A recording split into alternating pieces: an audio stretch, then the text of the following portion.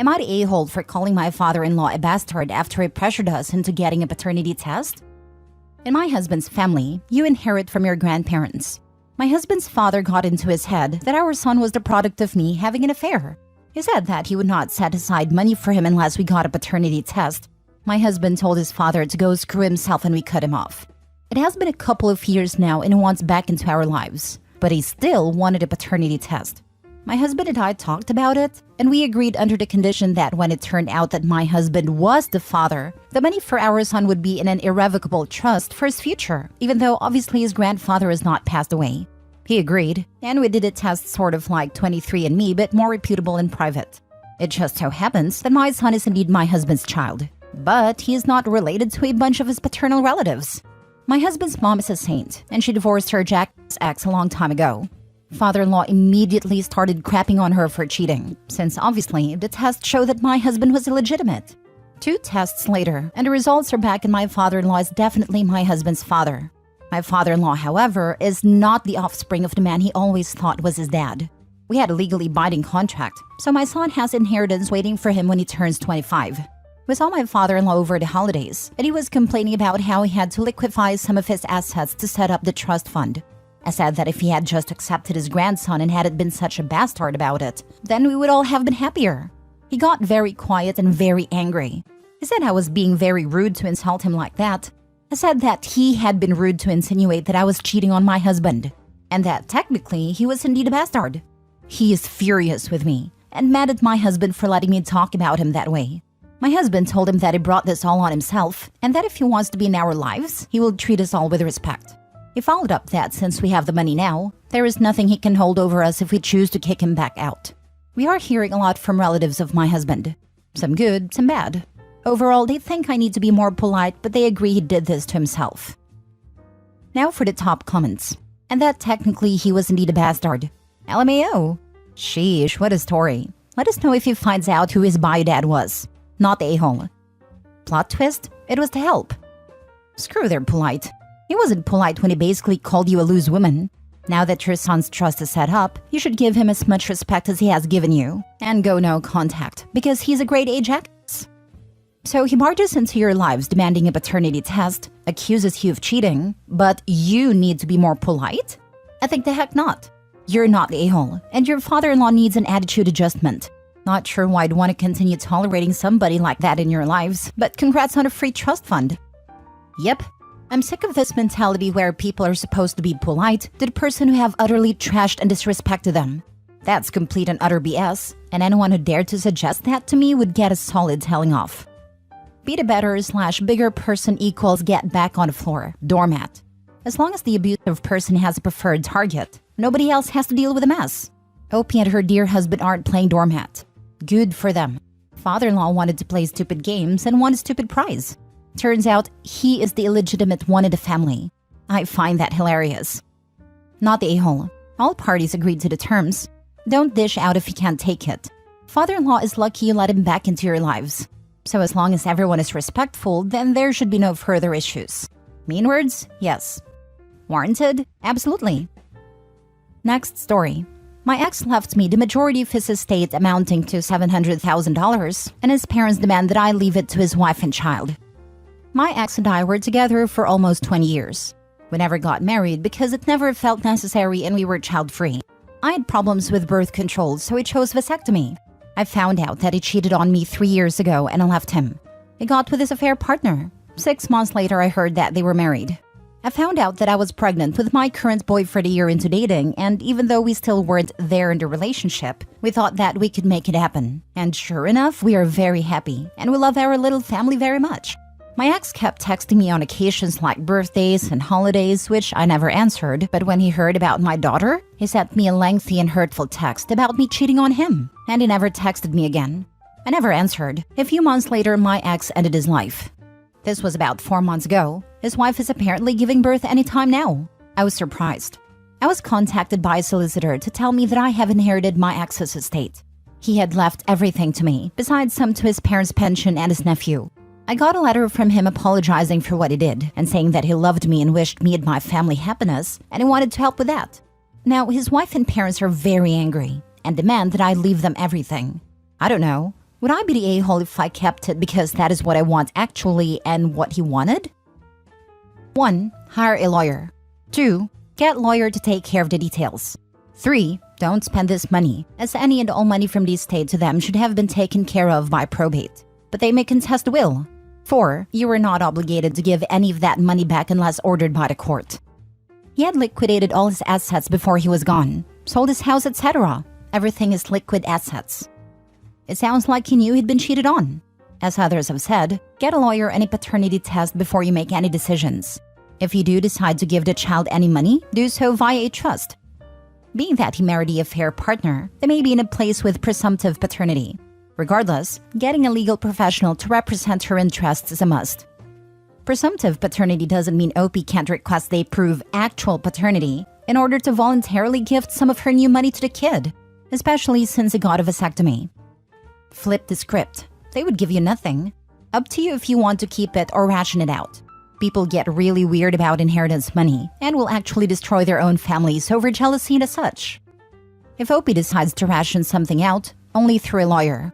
In fact, all communication with the other party should be handled through a lawyer. We'll avoid a lot of nastiness that way. In case anyone reads this and actually tries it, don't be surprised when people refuse to talk to your lawyer. They want to put pressure on you, not your lawyer. I'm just saying, it might seem on Reddit like a mic drop conversation ender, but it is not. In addition to telling them to talk to your lawyer, you also have to have the discipline to never take the bait when they're calling. Don't pick up. Don't text back. Don't email back. They will say anything to get you to reply. Anything. People with this energy have energy for it every goddamn day. That means you have to have that nope energy every day too. You can block them on all socials and all channels, but they'll find other channels. Document all the crazy, but also don't be surprised when a judge doesn't care. Everyone is crazy to them, including you. The court most likely won't put someone in jail for what the other party's doing, even though it's abuse, potential contempt/harassment, etc. They'll just let you suffer it. Stories like this, been through it a few times. If people refuse to talk to your lawyer and continue to harass you, you can get a restraining order and make sure everything is documented through your lawyer. There are very clear measures to keep you above board, even if they keep sinking lower. If they don't talk through your lawyer, they don't get what they want. They may keep at it, but as long as you toe the line, there's nothing they can do about it. Next story. Am I the a-hole? My wife won't allow my 14-year-old to speak to her half-siblings and my parents, her grandparents. I have been married since 2007 to my second wife. When we met, I had 3 children from a previous marriage who at the time were 9 female and 5-year-old twins, son and daughter. Initially, my wife and kids get along well, but when we had our own daughter together, now 14, her attitude changed dramatically as she played extreme favoritism. In 2017, my wife convinced me to move to another state, and my agreement with her was that I would continue to see my kids on a regular basis. But this turns out to be only a few times per year. Our daughter was prohibited communicating with her half-siblings and my parents, only on my side, but it is permitted with my wife's 2 older children. I have started to put my foot down that I want to take my daughter to see her older half-siblings and get to know her grandparents as they are getting up in years. My wife is insisting that such meetings cannot happen without her. My parents and older children are not ready to just accept my wife back into their lives, as there is a lot of relationship repair that needs to happen first. Am I the a-hole for insisting that my wife stays home and that my daughter should be able to see her family? P.S. My eldest has a wedding planned for the summer, and my wife wants to go, but my eldest doesn't want her there as they haven't even spoken in 11 years, and the relationship was very hostile prior to that. My wife and I just started some couples therapy this week. Now for the top comments. Everyone sucks here. You know exactly why your wife is. But why the heck aren't you prioritizing your children? All of them. Why are you asking your wife's permission for your children to see you and each other? You just passively moved away from your children because your wife wanted to? You've just accepted her treating your kids like crap for 14 years. It only seemed to care enough to think about possibly doing something about it now that it's clearly affecting the kid you have with her too. Your other children are already adults aged 19 to 23, and they got there without you. This is essentially what happened with my dad/stepmom and my step/half-siblings. It's better now, but it still hurts. Parents have to advocate for their kids, and they can't let their partner dictate their relationship with them. Same, though my dad and his new wife are child-free. To go from being the center of a parent's world to being kicked off to the side then completely ignored except for texts and holidays hurts.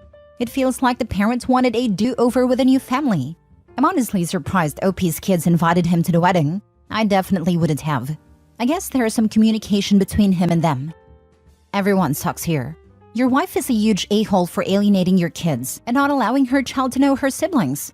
You are an a-hole for allowing this. You have major damage to repair that is going to take time.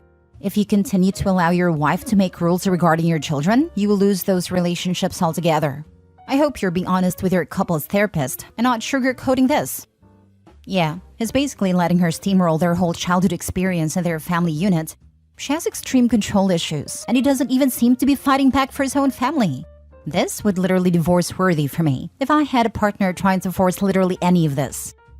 No offense, but why the hell did you allow this to go on for so long? This is not okay. Your wife is an a-hole. Only thing we can say on this sub, and your kids deserve better than this woman. However, you are also the a-hole for allowing this to continue. No wonder why your wife isn't allowed at the wedding. Everyone sucks here. Because he thought with his man parts and basically abandoned his kids with his first wife. Honestly, if I was his kid, I wouldn't even talk to him. Last story. Am I the a-hole for publicly announcing that my aunt tried to use me as a child to get back at my mom? I, 19 female, looked just like my late maternal grandmother. She died when my mom was only a child, but she died leaving her husband and oldest daughter deeply traumatized by her behavior and her death. Her younger daughter, my aunt, was too young to remember her or anything about the life she gave her family. My grandmother did a lot of things that left their mark on the family, and my mom especially. To add to everything else, my mom is the one who found her mother at just 8 years old. So she has always carried that around with her. I only found out I looked just like her mother when I was 6, and my aunt told me I was just like her mommy, and she was showing me all these photos she had, and a childhood once really showed a resemblance. My aunt made a big point to tell me every single similarity we had. My mom never ever made me feel like I wasn't loved or like there was something wrong with me. The only reason I knew something was up was she wasn't able to hide the sadness in her eyes when she looked at me. I also did some snooping when I was little and heard her tell my dad about the struggle she had some days to see her mom's face in me. My aunt decided to use me to hurt my mom. When I was 12, she brought me to get my hair dyed behind my mom's back and pushed me to go blonde when I wanted pink hair. Turned out, my mom knew their mother is a blonde. I realized that when I saw my mom's eyes after seeing me with blonde hair. That was the point where I realized what my aunt was doing. There was other stuff before then, like she'd buy me clothes that were similar to what their mother would have worn. My aunt had a bunch of photos of her mother, so she knew the stuff she liked to wear. She gave me a nickname as a little girl and got me so into it I tried to use it with everyone. It was a nickname my grandmother was given by some people in her life. My mom really hated that name too. I heard her tell Dad later that night. My mom adored my aunt and thought they were super close. So when I did realize what my aunt was doing, I made sure to tell her I was onto her and wouldn't be trusting her anymore. She did attempt to do some more messed up stuff, but eventually I told my dad, and he told my aunt to leave me the heck alone. We didn't see her for years during COVID or after, but then Grandpa's birthday happened just before New Year's, and she approached me and tried to manipulate me into doing the same stuff. Changed my hair and how I dress, etc. I told her I knew what she was doing and laughed at the idea of it being to hurt Mom. So I lost my temper and made sure everyone heard what she had done when I was a kid, and that she was trying to do it again. My dad and some other people there forced my aunt to leave, but not before she told me I was such a witch for spoiling the party and publicly humiliating her. Am I the a-hole? Not the a-hole. We need to normalize shaming people who try to manipulate people to hurt others. Also, social media is a good way to get the truth out.